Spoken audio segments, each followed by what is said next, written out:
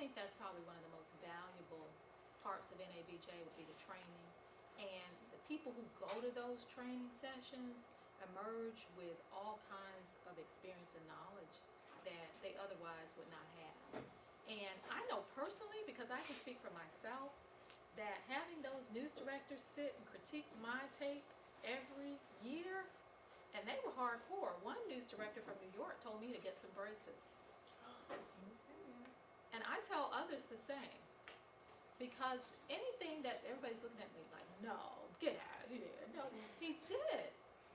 And I went home and got some braces. I don't know if you remember me. I was an anchor and I had clear braces. I paid dearly for them so that I didn't have the metal ones on TV.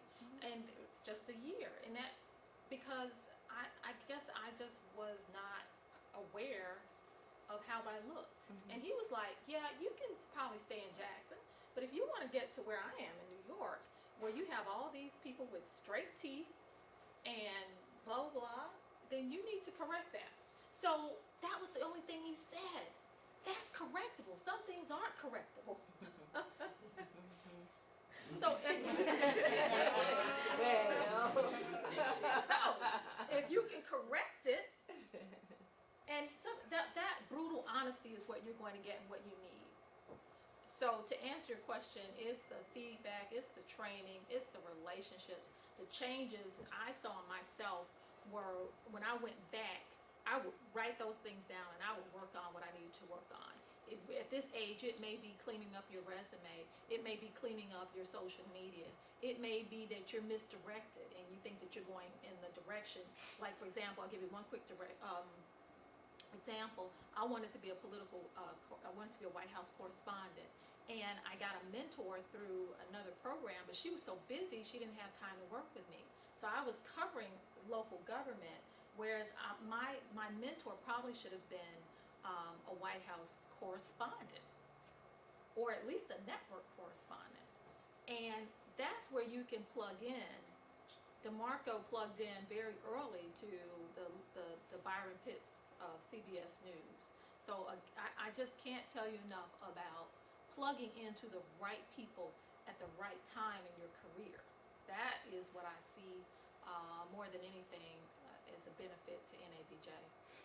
Too often I think that we don't focus on the written communications part of our job, because many of us are good speakers, but when it comes to effectively communicating, no one writes your copy for you. I mean, at the end of the day, you must write well. And if you don't, because DeMarco told me that when he got to Jackson State that he wasn't the best writer. So you have to find ways to shore up those skills if you really want to be a good journalist. And that means just reading. I mean, reading everything you can get your hands on. Bestsellers, anything that's going to improve your vocabulary. Because sometimes you don't know what you don't know. And sometimes I'll hear someone use the wrong word at the wrong time, and I question their education. So you don't ever want anybody questioning your education. So writing skills, definitely.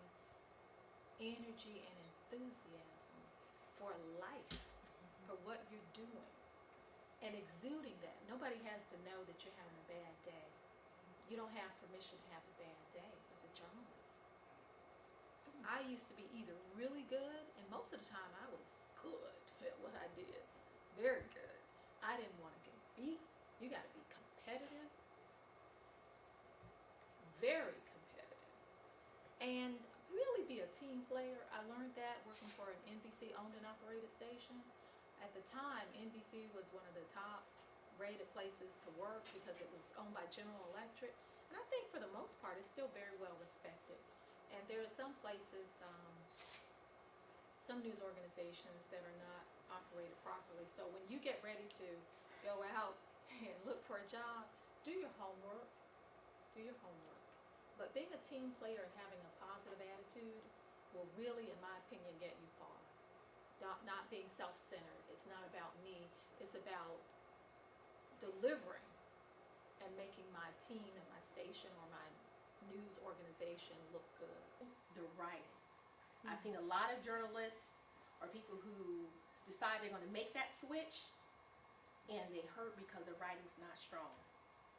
When you go into these corporations and you're writing for people, they expect you to look a certain way. They want you to represent their brand. My first job after leaving Channel 12 was the news director, I wish. But anyway, the job was actually Director of Communications for the American Red Cross of Mississippi. I was there 5 years. And when you talk about representing a brand, and everybody knows the Red Cross brand, that's one of the top 5 that's recognized out of the entire world. You got to be sharp with your writing, your editing. A lot of times, especially in nonprofit, you may not have 3 or 4 people to review your stuff, so you check, recheck, have somebody else look at it, check, recheck again, making sure that everything's represented. It is a huge broad. We're looking at everything. You're telling the story. You're representing the brand. You're protecting. You're looking for crisis situations, and you have this guard up the whole time. And one of the good things about my media background, it prepared me for that. I know what they want when they come through the door, when media will show. What I had to do was get used to the PR end. So that's why gatherings like these are so important, because one of the things I did learn when I was at Southern, I learned about NABJ and what was, why I should be involved. And I took it seriously. I also learned about the Public Relations Association in Mississippi. And at that time, it was called PROUD, because I was in Louisiana. And I did visit some of the professional chapter meetings. And I encourage those of you who are interested in PR to come to start following the Public Relations Association in Mississippi. It's called PRAM. You have the state chapter, and you also have the different Central Unit chapter, and we are part of the PRAM Central chapter, because that's where you're going to make your connections. Just like you're here today meeting the journalists, you're going to go to those meetings, and you'll see every PR professional, director, the person who's doing the hiring at those meetings. If you make a mistake on there, you better try to clean it up really quick, especially if you're out in the live shot, and if you know you did that, if you had that opportunity, go ahead and clean it up immediately. Or if you were too nervous and didn't get it out there, and chances are your news director, assignment editor, they're sitting there listening and watching. They know you made a mistake too, and maybe they don't, but you acknowledge it. Make sure your management knows immediately, this was wrong, and then you guys work it out as a team to how you'll correct it. Because sometimes on air is not always the best place to make that correction.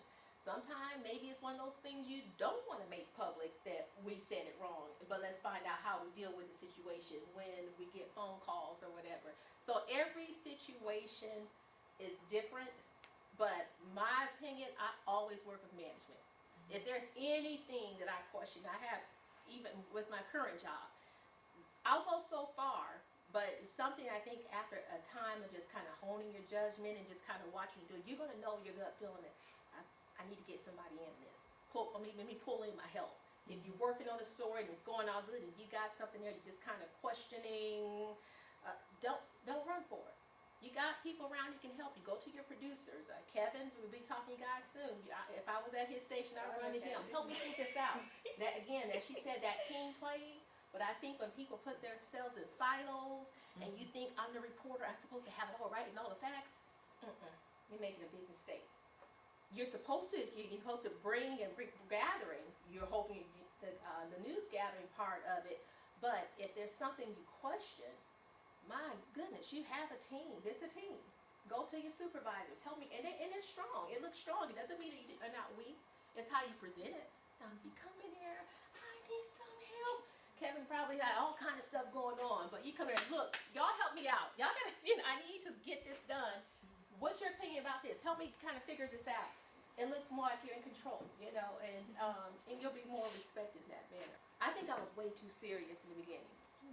I really wish I would have taken advantage. When I say take advantage, really not so serious about the job and trying to focus around me, because I met some amazing people, covered some really good stories. I didn't take enough pictures. I did not, especially when I went to Birmingham. When I think about covering all those civil rights cases, and at that time I was doing some field producing, because like we're going to let the networks take over, and we're supporting them. I didn't get enough pictures. I wasn't enjoying it. I was so busy to focus and getting it all right. So just have fun with it. I mean, you guys are telling stories. Mm-hmm. You know, of course, you don't want to be the selfie moment the whole time because that can get you in trouble. But really, let it sink in when you're covering these trials. You know, and so when there was the Cheney, when no, it wasn't the Cheney. Which one? Byron, yeah, Byron. No, but wasn't his? No, James Earl. Oh, right. When that trial was going on, you know, so at this time my experience taught me, sit back and you watch this, because it's gonna come up again when people are talking about, and you're a part of that storytelling. Enjoy it, get the facts right. When you're looking at these people, this is our history, and so even not just those stories, but some of the other ones that I come across, I just kind of wish I was a little more relaxed. I was too busy, like, trying to get it right. You know, we have an important job. You want to remember it. Don't just let it flashback. It's like how people tell you before you get married, enjoy your wedding day. Enjoy your wedding day. Well, this is, enjoy it. You really need to.